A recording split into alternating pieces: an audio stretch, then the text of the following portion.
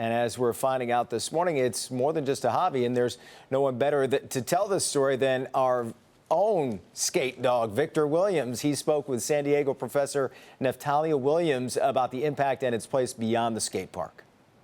Obviously, you know a lot about skateboarding. You know about the benefits and the impact that it can have on anyone who's doing it. If you can, just kind of tell me about some of the benefits, mentally, physically, and then culturally. Okay, no problem. So one of the things that's really important is, let's say from the mental aspect, is people need to have their own sense of self and their own ways to relieve stress, especially the fact that we've all dealt with COVID and so much going on in the world right now. We need more ways in which we can center ourselves, feel like we have ownership of our space and our time and our physical bodies. So really, skateboarding provides an opportunity for people to release stress, which is one of the first things we saw with our skate study, is they can get that out. And they can also build community with other people. And as we build community, that helps take care of our mental health and helps give us a way to feel that we have some control over the things that are going on in the world. And that's something that we all need right now. From what I understand, it comes down to some people feeling even safer when they're using their skateboards or when they're holding it while traveling through places. Tell me about that.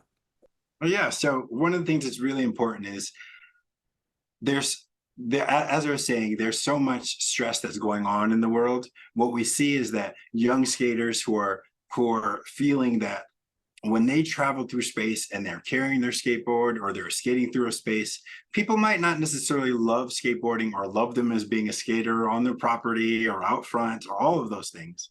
But what we do see is that people see them as human beings. And that's really, really important for minoritized communities at any level, because now we see them as someone else who is a human being just like ourselves. Think about where we'll be 5, 10, 15 years from now.